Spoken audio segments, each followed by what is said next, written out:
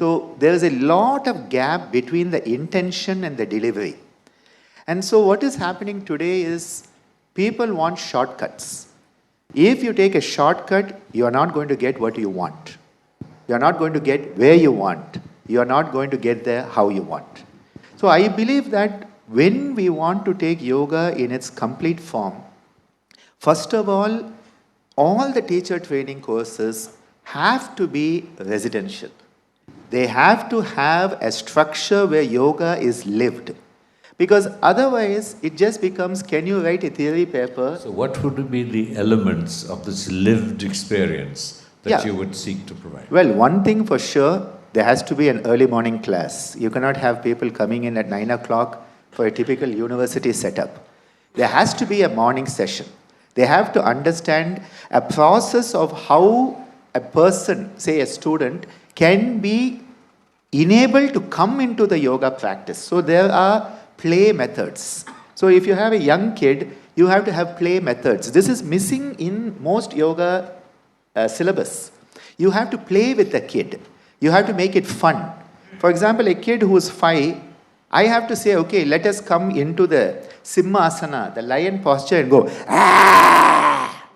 That kid will love it. Because you have to become a kid when you teach. So we need to not only have the techniques, but the teaching pedagogy where you realize who is your target audience, how to reach them where they are, and how to deliver what you want. But there has to be an understanding of the theoretical, philosophical, psychological framework of yoga. If it is only asana and even a bit of pranayama, I still reiterate, it becomes a physical exercise. And a big mistake that I have seen happen over the decades, the physical education teachers are sent for a 1-month crash course and become the yoga teachers in school. The way you teach physical education is different than the way you have to teach yoga. And we have to understand that. Because I cannot, tell a dentist to do an appendectomy.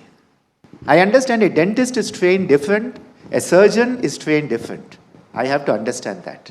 So we need to have a comprehensive philosophy, psychology of yoga should be there. They should understand that there are the different practices. I will give a simple example of how when we teach our medical students in our university, all medical, nursing, physiotherapy, pharmacy, allied health, they all get yoga as part of the curriculum in our medical university at Pondicherry.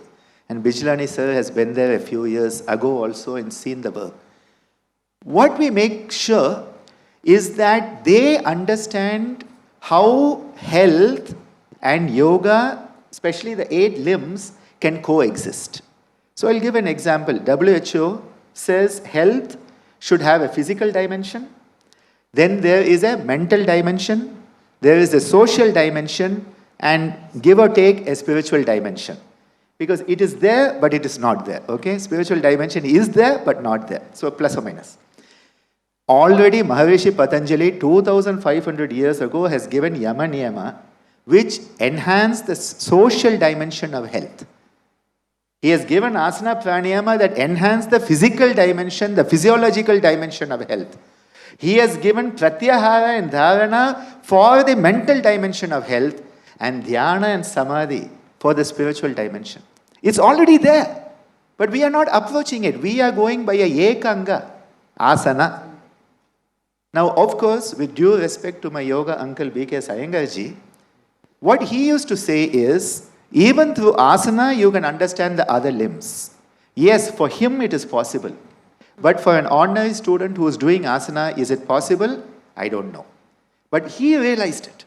So I believe that a student who is coming in, for the young kids, I created a primer of yoga theory 25 years ago, where I took 35 yoga texts created in question-answer form. What is the Ashtanga Yoga? What is Kriya Yoga? What are the yamas? What are the niyamas? What are the asanas in Hatha Pradipika? Because the kid will not go and read Hatha Pradipika. They will not read the Yoga Sutra. But when they know that these are the concepts, those kids know more than many UGC NET qualified yoga assistant professors. Because they have learnt it with interest. So that is the way I have done it. You have done a lot of work on yoga